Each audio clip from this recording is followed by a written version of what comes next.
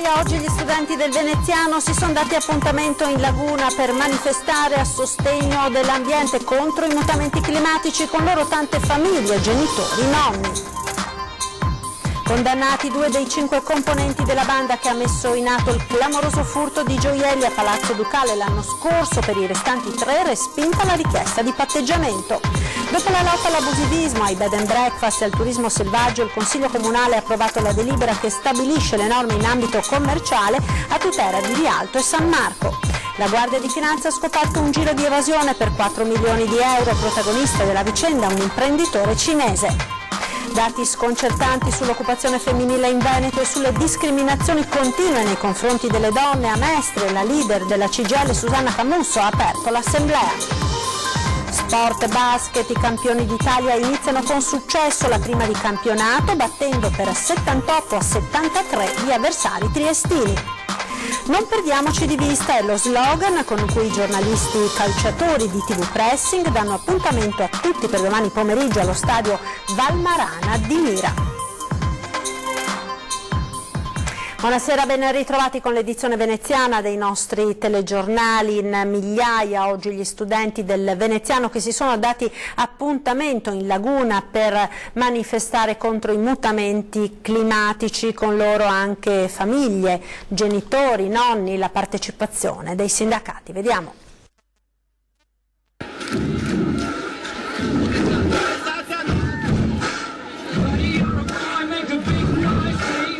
Dalle 8:30 di questa mattina gli studenti sono accorsi in massa a Venezia, dandosi appuntamento davanti alla stazione Santa Lucia, una vera e propria invasione di quasi 10.000. Provare a usare i distributori di acqua per ridurre l'uso della plastica, provare ad usare i mezzi pubblici che andrebbero migliorati, andare in bici. E sì, tutte queste piccole cose, provare a mangiare meno carne perché c'è tutto un discorso col factory farming. Studenti che hanno animato le calli di Venezia in corteo, accompagnati da cartelli, striscioni e slogan dei più disparati. Mogliano Veneto. Scuola? Dal liceo aperto. Dall'Istituto Tecnico Nautico Venier, Venezia. Da Milano, dal Majorana. Siete giustificati oggi dalla preside? Certo. Si spera. Sì, penso di sì, dai. Alcuni come questo anche decisamente compromettenti. Sì. Sì. Preferisco che lo facciano a me piuttosto che al pianeta. E poi uno slogan su tutti, il principale: vogliamo respirare il nostro futuro, ci avete rotto i nostri polmoni. Ragazzi con maschere, i balli degli studenti anche interamente ricoperti da immondizie e bottiglie di plastica a rappresentare il mare inquinato, supportati per la musica da un pannello solare mobile e per gli amplificatori, ballando e cantando pure contro le multinazionali.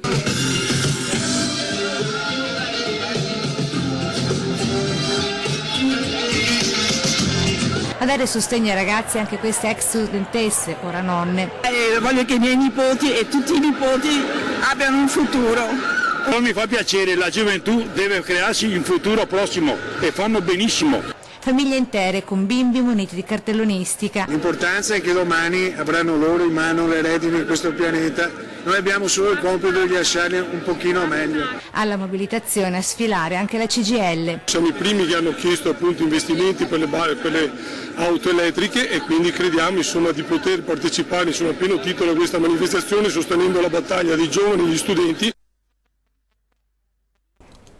E proprio ai cortei degli studenti di oggi contro i mutamenti climatici è dedicato il nostro sondaggio che continua da questa mattina. Il quesito lo vedete in sovraimpressione: in marcia per il clima, giusto protestare? Potete come sempre esprimere la vostra opinione attraverso uno squillo gratuito. Se per voi la risposta è sì, il numero è lo 0422 162 6691, se invece per voi la risposta è no, quindi non è giusto protestare, fate uno squillo sempre gratuito allo 0422 162 6690. L'esito del sondaggio nel corso del TG di Treviso, in onda a partire dalle 19:30. Ed ora la cronaca con il clamoroso furto di gioielli a Palazzo Ducale lo scorso anno. Ebbene, questa mattina sono stati condannati 2 dei 5 componenti della banda. Per gli altri 3 è stata respinta la richiesta di patteggiamento.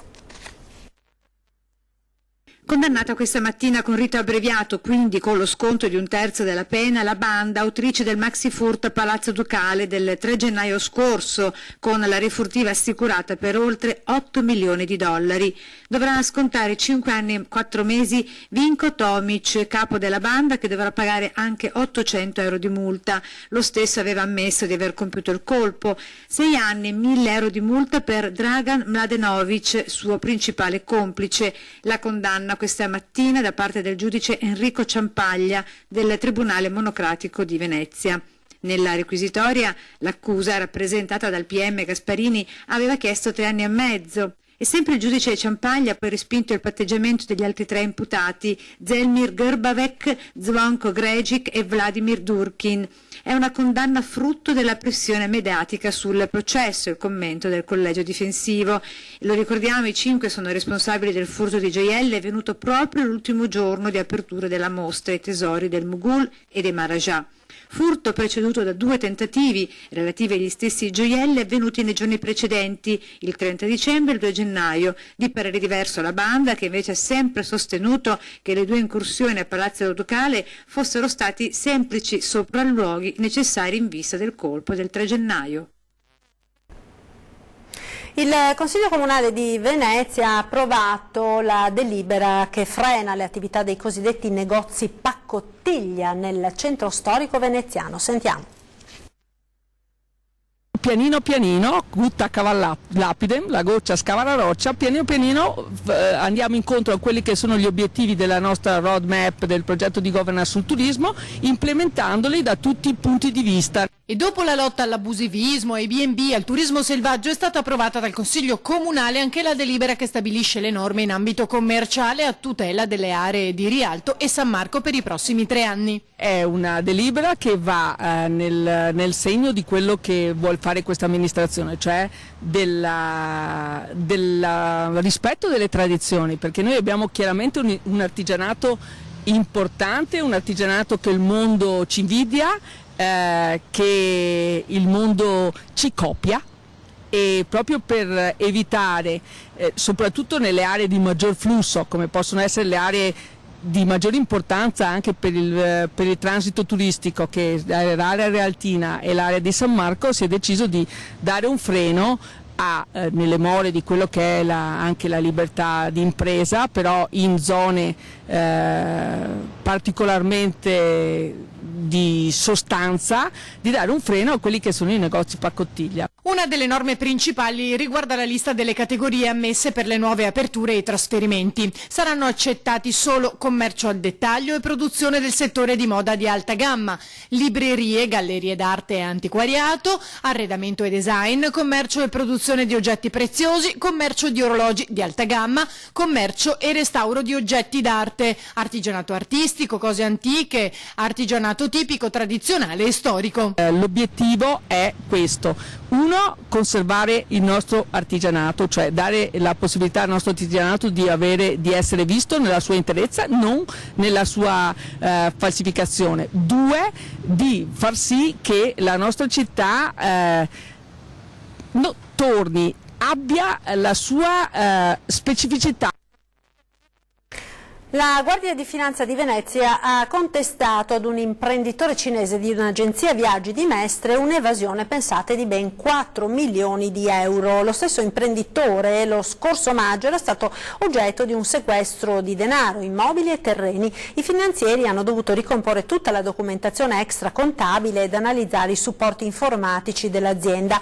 Per analizzare il materiale informatico sono intervenuti consulenti tecnici informatici, grazie ai quali è stato possibile bypassare le password poste a protezione dei file e acquisirne i contenuti in lingua cinese, tradotti con interpreti madrelingua. I prospetti esaminati hanno permesso di risalire alla vetreria e di ricostruire gli ingenti incassi nascosti al fisco realizzati dalla medesima con la vendita dei propri prodotti. Ed ora torniamo a parlare del dibattito sul fine vita. L'impresa di Marco Togni è arrivata a Venezia dopo aver toccato anche le province di Padova e Rovigo. L'incontro con il vice sindaco Luciana Colli, con il patriarca di Venezia, che hanno sottoscritto la Carta dei diritti per i malati di sclerosi multipla. Ed ora la marcia prosegue. Vediamo.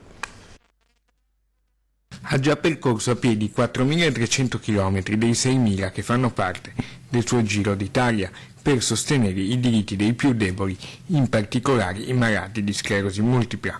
L'impresa di Marco Togni, 37 anni ingegnere, volontario AISM, partito da Genova lo scorso 17 marzo, è arrivata a Venezia. Accompagnato da Marco Favaretto, presidente dell'AISM veneziana, Marco Togni ha incontrato prima a Cafarsetti la presidente del Consiglio Comunale di Venezia Ermelinda Damiano e la vice sindaco Luciana Colli, poi in Curia il patriarca Monsignor Francesco Moraglia. Obiettivo dell'incontro: far sottoscrivere una carta dei diritti per i malati di sclerosi multipla. Questa è una fotografia della sclerosi multipla in Italia e nel mondo e quello che è lo stato d'avanzamento rispetto all'agenda 2020, per cercare di capire come si è rispetto a quello che si era definito nel 2014. Ora si sta già iniziando a lavorare ovviamente alla futura agenda, che non so se guarderà nel 2024 addirittura nel 2026, perché è importante per un'associazione come AISM guardare in maniera pluriennale. E che cosa avete dedotto da questa situazione qua tra il 2014 e il 2019? Innanzitutto il raddoppio dei casi, nel senso nel 2014 erano 69.000 persone, siamo passati a 122.000. Toccanti molte testimonianze dei malati. La patologia è venuta a farmi visita nel 2006, però fino al 2010 io sentivo che c'era, però più di tanti fastidi non me ne dava, nel senso sentivo che dovevo odiare un po' le ginocchia, dovevo odiare un po' l'arto destro in modo particolare, però fino al 2010 mi ha lasciato vivere. C'è comunque sempre la voglia di combattere nonostante le difficoltà. A me piace ripetere che nella sfortuna di avere questa fastidiosa compagna di viaggio io mi ritengo fortunatissimo perché tanto parlo ancora, utilizzo ancora gli arti superiori e la gamba sinistra c'è e non c'è, però tutto sommato lei poteva andarmi peggio. Va andando spesso a San Camillo, vedo di Venezia, e io vedo tante persone che tanti hanno sclerosi, molti altri hanno altre patologie. Si terranno domani a Venezia alle 15:30 nella chiesa di San Geremia e Lucia i funerali del collega giornalista Pierluigi Tamburrini, scomparso a soli 45 anni sabato scorso dopo aver lottato per oltre 15 mesi in seguito all'incidente stradale nel quale era rimasto coinvolto. Tamburrini, Pier, come veniva chiamato da amici e colleghi, lascia la moglie Martina e la figlia Livia. Domani il suo feretro, dopo l'omelia, partirà per Attina, sua città d'origine in provincia di Frosinone. E caccia al super manager che gestirà la fondazione nata per la gestione delle Olimpiadi Cortina Milano. La scelta potrebbe essere comunicata nell'incontro già programmato per il prossimo 7 di ottobre a Verona. Sentiamo. Siamo alla ricerca, l'headhunter, il cacciatore di testa è incaricato, chi ha ambizioni o vuole segnalare qualcuno lo segnali a Spencer Stewart che sta raccogliendo i curricula. La caccia è aperta e il nome del prescelto potrebbe già essere indicato nella riunione che il 7 ottobre vedrà riuniti a Verona il presidente del CONI Giovanni Malagò con i governatori del Veneto Luca Zaia, della Lombardia Attilio Fontana, i sindaci Beppe Sala e Gianpietro Ghedina. I cacciatori di teste hanno un identikit ben preciso che non può prescindere dalla preparazione e dalla quotazione a livello internazionale. Standing internazionale, grandi relazioni, visione di processi industriali, esperienze in grandi strutture ovviamente private e pubbliche e ovviamente ricordo che non avrà uno stipendio da grande amministratore delegato nel privato perché noi non possiamo pagare molto, per cui si va nella direzione anche di una persona che deve mettere buon impegno, deve crederci e deve amare questo mondo. La selezione è nelle mani della Spencer Stewart, una società americana di consulenza aziendale. Inutile nascondere che già circolano i primi nomi di top manager che, se accetteranno, dovranno farlo con spirito tipico della partecipazione partecipazione a una gara sportiva, escluse pretese di stipendi a 6 zeri. La disponibilità invece è già stata fissata in 7 anni. Su questi nomi insomma ci concentreremo per verificare chi potrà meglio assolvere il lavoro. Certamente una ricerca non facile, ma sulla quale insomma ci stiamo concentrando. È una bella sfida, siamo una bella squadra, un evento oserei dire straordinario, e quindi insomma credo e sono speranzoso insomma che ci si troverà la persona giusta. All'incontro di Verona sarà presente anche il neo ministro dello sport Vincenzo Spadafora e sul piatto sarà messa la legge olimpica, che a tutti gli effetti rimane la priorità. Linea alla regia, ora per la pubblicità, ci vediamo tra pochissimo.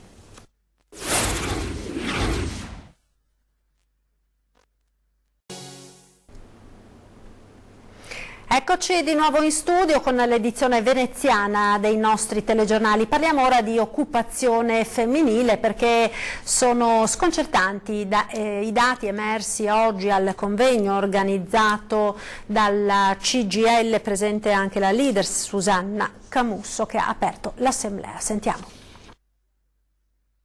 Uno squillo, il suono del telefono, una squillo. Non serve nemmeno dirlo, credo. Un uomo di mondo, un gran signore. Una donna di mondo, una gran... Con un monologo sulla differenza ancora estremamente radicata tra uomo e donna è iniziata l'assemblea della CGIL per presentare dati importanti, ma soprattutto soluzioni. A Mestre, alla presenza di Susanna Camusso, perché secondo i dati elaborati da CGIL, proprio in Veneto le donne risultano essere maggiormente penalizzate. Il Veneto non fa una gran bella figura, ma diciamo il nostro paese non fa una bella figura. In realtà aumentano i processi di precarizzazione che riguardano in particolare le donne, part-time verticali, contratti a termine, tutte soluzioni precarie. Questo è un dato generale, ovviamente colpisce ancora di più in una regione come il Veneto, dove comunque la crisi in qualche modo è un ricordo alle spalle, il mercato del lavoro e le attività produttive hanno ripreso a funzionare, quindi rende più plastico il fatto che siamo di fronte a una discriminazione. A partire dalle retribuzioni che differiscono del 35%, frutto di maggiore precarietà, più part-time, ma anche un valore inferiore di premi e paghe orarie. C'è un grandissimo tasso di part-time involontario, molto più alto delle altre regioni, e che quindi l'occupazione femminile, anche delle ragazze laureate, delle ragazze istruite e ben preparate, è un'occupazione povera. Permane una discriminazione che è legata molto al tema della maternità e del tempo, e quindi alla necessità delle donne magari di assentarsi per un periodo, quindi succede ancora nei colloqui di lavoro che si chieda alle ragazze se hanno intenzione di sposarsi, se hanno intenzione di avere figli, succede quotidianamente e succede ancora, e i dati sono evidenti, di donne che dopo la maternità sono costrette a dimettersi perché non è compatibile il lavoro con la cura dei figli. Questo ci dice in realtà come non si sia capito nulla di quello che è successo nel mondo, non si sia capito nulla dello straordinario valore delle donne, e anche qui, se vogliamo tradurla brutalmente, il futuro non può che essere femmina, visto che gli uomini non hanno dato grande prova di loro. Abbiamo ancora indubbiamente molto da fare, è uno dei temi che forse mette poi in chiaro anche cosa vuol dire essere multitasking. Qualche anno fa dicevamo essere acrobati, adesso diciamo essere multitasking, cioè fare molte cose contemporaneamente. È quello che bisogna passare dall'idea che sono le donne che devono conciliare tutto all'idea che invece bisogna condividere. Siamo alla pagina dello sport con il basket. L'avventura dell'Umana Reyer in campionato comincia come si era conclusa la scorsa stagione, con il trionfo scudetto al Taliercio di Mestre, battuta Trieste in rimonta con un grande finale in cui anche il Catino del Taliercio ha spinto gli Orogranata al successo per 78-73. Decisivo Bramos, già in forma, così i padroni di casa hanno riscattato la delusione per la sconfitta della Supercoppa. Il coach dell'Umana Reyer, Walter De Raffaele, a fine gara soddisfatto per la vittoria, per il carattere dimostrato dalla squadra capace di riprendere in mano la partita, non ha comunque nascosto che c'è ancora molto da fare per migliorare. Domenica però è già tempo di tornare in campo. Non perdiamoci di vista è lo slogan con il quale i giornalisti calciatori di TV Pressing danno appuntamento a tutti per domani pomeriggio allo stadio Valmarana di Mira. Non perdiamoci di vista lo slogan con cui i giornalisti calciatori di TV Pressing danno appuntamento a tutti per domani pomeriggio allo stadio Valmarana di Mira. Calcio d'inizio è previsto per le 17. La partita, come oramai sono soliti fare, è di quelle solidali e a sostegno della Banca degli Occhi di Mestre, perché dopo il furto di marzo scorso la fondazione necessita ancora di fondi. Ora, calata la prima ondata di emotività, è importante tenere alta l'attenzione verso questo momento difficile che a causa di questo furto ha passato la Fondazione. Faremo anche un minuto di silenzio per ricordare Pierluigi Tamburini, il nostro collega tragicamente scomparso. Prima ci sarà una partita di bambini e poi appunto ci sarà questa sfida. Invitiamo la gente a venire a donare anche chi può qualcosa per la Fondazione Banca degli Occhi e a ricordarsi di questa magnifica istituzione. Giornalisti di TV Pressing già in fermento per i preparativi del loro ventennale. Saremo a Benevento il 18, 19 e 20 ottobre per la convention nazionale delle città del vino, in cui tra l'altro andremo a parlare evidentemente del Prosecco e del territorio che ha avuto una sorta di viatico da parte dell'UNESCO, che è stato riconosciuto come patrimonio mondiale dell'umanità. Vi ricordo l'appuntamento con 20:10 subito dopo i telegiornali. Questa sera ospiti di Nicola Zanetti, il senatore Giovanni Endrizzi del Movimento 5 Stelle e l'onorevole di Forza Italia Raffaele Barato. È tutto per questa edizione, vi lascio come sempre alle previsioni del tempo con il meteo. Arrivederci.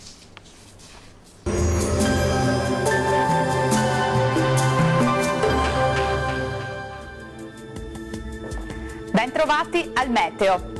Weekend a tratti variabile e anche la giornata di sabato 28 settembre sarà così, ma vediamo la situazione nel dettaglio. Sul Veneto al mattino cielo piuttosto nuvoloso con qualche pioggia a carattere sparso, tuttavia di debole intensità. Qualche spazio maggiormente soleggiato sarà possibile al pomeriggio, entro la nottata migliorerà un po' ovunque. Vediamo anche le temperature, le minime saranno comprese tra 13 e 18 gradi, massime sostanzialmente stazionarie tra i 21 e i 24 gradi circa. Situazione simile anche sul Friuli Venezia Giulia, con molte nubi fin dal mattino e con occasionali temporali a carattere sparso, anche in questo caso in esaurimento entro la notte. Temperature invariate, minime tra 15 e 18 gradi, massime oscillanti invece tra i 22 e i 23 gradi. Uno sguardo infine al Trentino Alto Adige, il cielo anche qui sarà a tratti coperto con qualche acquazzone a carattere sparso. Temperature minime sui 14 gradi, massime sui 25 gradi circa. Bene, dal meteo di Antenna 3 per ora è tutto, arrivederci!